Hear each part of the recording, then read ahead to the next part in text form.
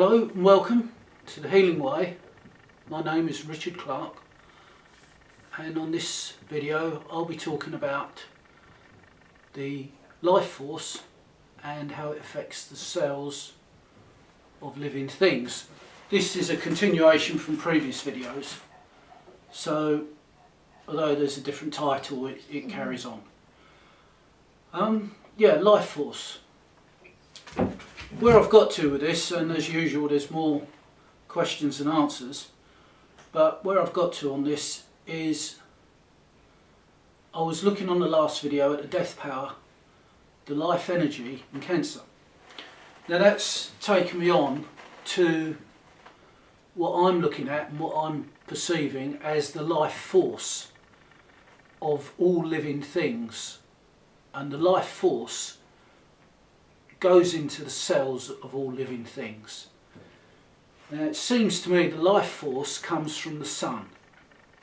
The source of the life force is the sun, which is fairly obvious really, because without the sun there's no life on earth. Where the sun gets it from, I don't know. I'm not at all sure I want to go there, as I don't know if it's relevant, but it might be in the future. For all I know, the next video might well be where the sun gets its life force, but for the moment, living cells receive life force from the sun, and depending on the complexity of the organism they're part of, it depends on how they utilise this, how this force is utilised. So a human being utilises very complex organisms, so it will utilise the life force in a complex way, and the life force from the cells, through the cells, releases life energy. That's my understanding of it. Now the life force comes in at a different level than light, heat, radiation.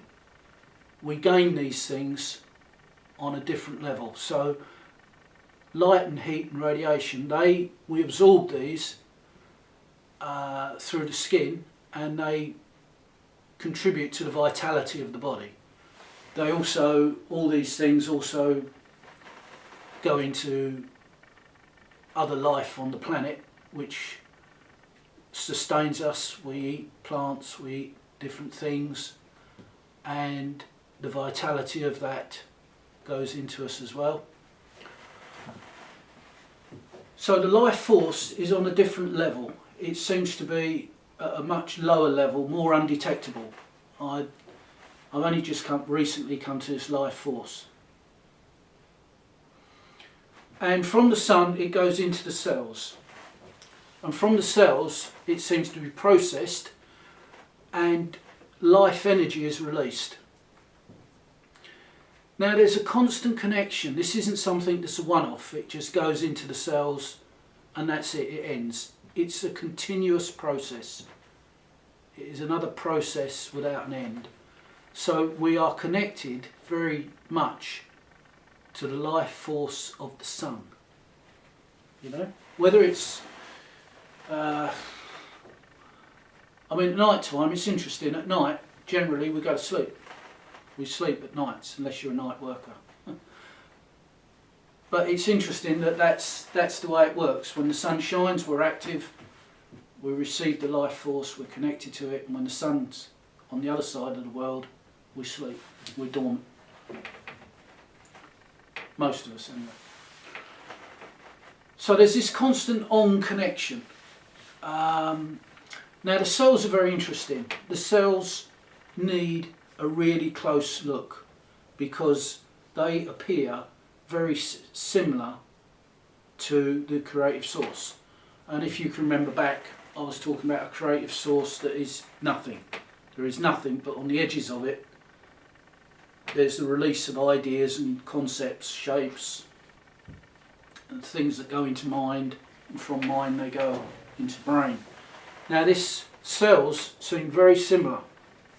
They are very similar in the sense that the life force goes into a cell which seems to be immune to my abilities to perceive. I cannot perceive into cells, not yet. maybe that's on the way. But life force goes in and life energy radiates out. But the process, the mechanism in the cell, I haven't yet seen.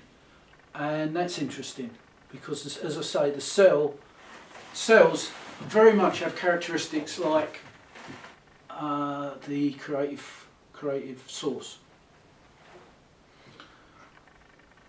Okay, now something. Right, let's keep going on with this and keep moving it along. Now then, for some reason, well, I haven't got to yet, there is a massive release of life energy from the cells, much more than the normal release. There's a normal release which is a sustaining type energy, as far as I can see.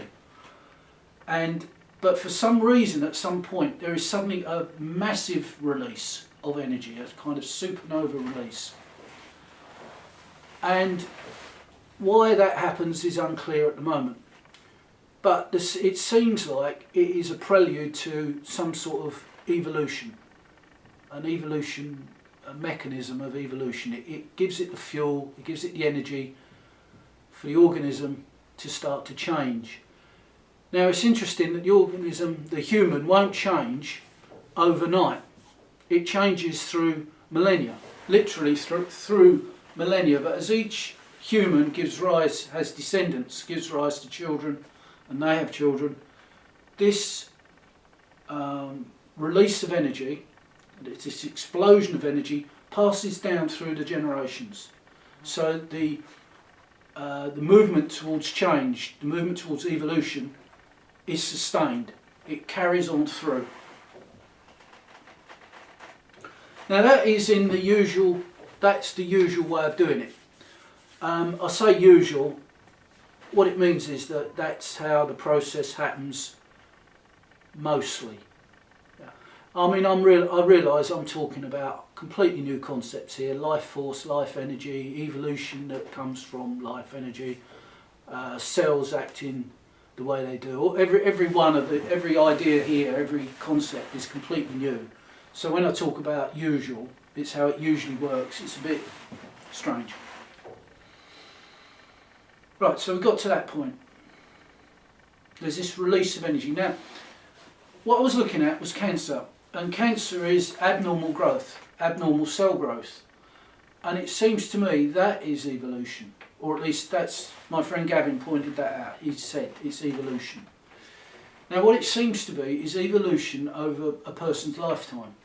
There is this tremendous release of energy, but the energy, the life energy that's released from the cells, that normally would go into millennia of change, of evolution, suddenly it goes into one person's lifetime and starts this massive division of cells, this growth of cells. And it almost seems like it's in a panic. It almost seems there's a panic going on. It's like, it must be done now. It's got to be done now. There is this concept of panic. Something happens. Something interferes with the connection between the sun and us, the living entity. The cells of the living being are connected to the life force in the sun, and something interferes with that. Something interferes with that connection, and because of that, it leads to a panic in the organism. It leads to a panic in us. And there's this sudden release of energy for evolution to change, for a massive change of evolution. This is similar to what I was saying about the MS, the person in the swimming pool, where their bodies are, the body condition it changes.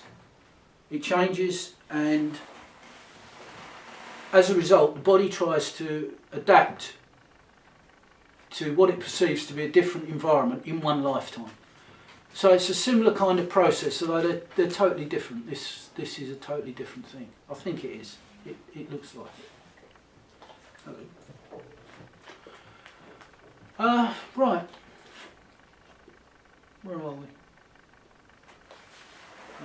We got to cells.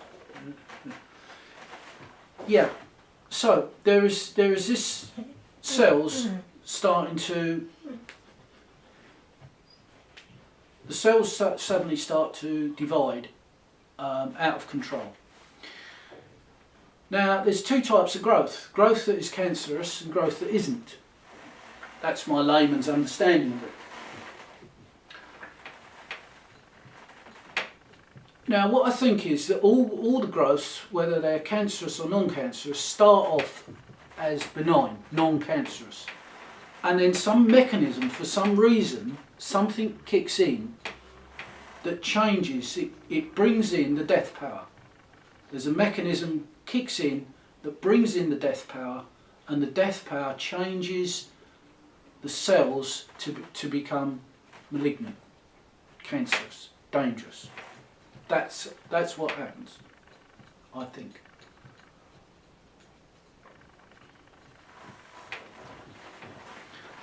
And that's the first weak point I've seen in the process. That, I think, is the point of entry. That is where the process can be changed.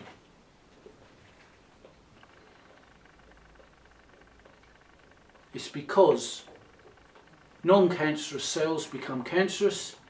I think it's possible to change it back so that cancerous cells become non-cancerous by the switching off of the mechanism that calls in the death power. Now I've spoken about this before, about how whenever I've came into contact with the death power, whenever I've confronted it, I've just bounced. It's literally, it is so powerful, it cannot be, nothing can be done with it. It cannot be penetrated or manoeuvred. It cannot be met head on. And that's what I've been thinking in terms of, because when I was saying in a previous video about the death power cannot be beaten, it can't. But the mechanism that calls it in, perhaps, maybe, can be switched off.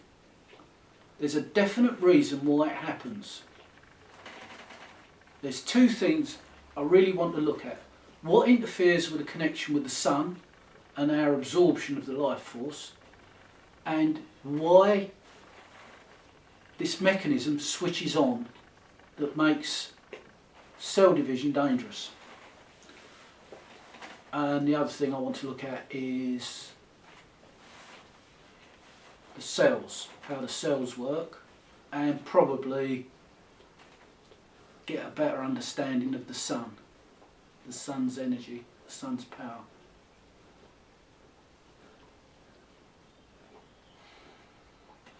Okay.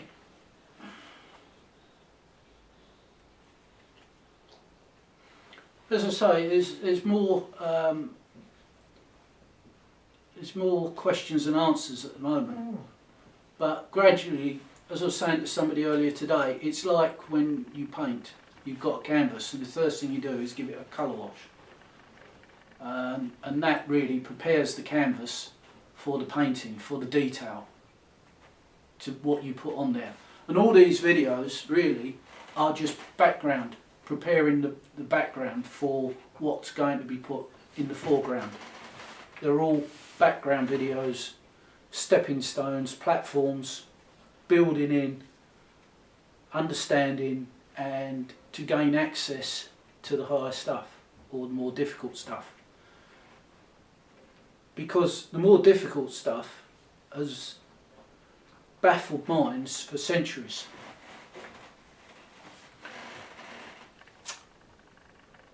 So a new approach is needed, and the new approach, in my view, is instead of using intellect, or as well as using intellect, let's put it that way, as well as using intellect, perception. Perception has been sidelined in favour of objectivity, but I believe we now need both. Objectivity has taken us to this point, but is finding it difficult to go beyond.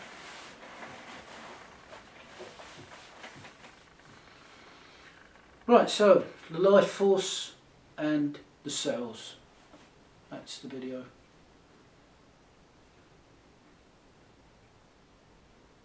I think that's it. We'll see what comes on the next one. Okay, thank you very much. It's much appreciated. I'll upload this one and think about what's going on the next one. Thank you very much for listening and watching.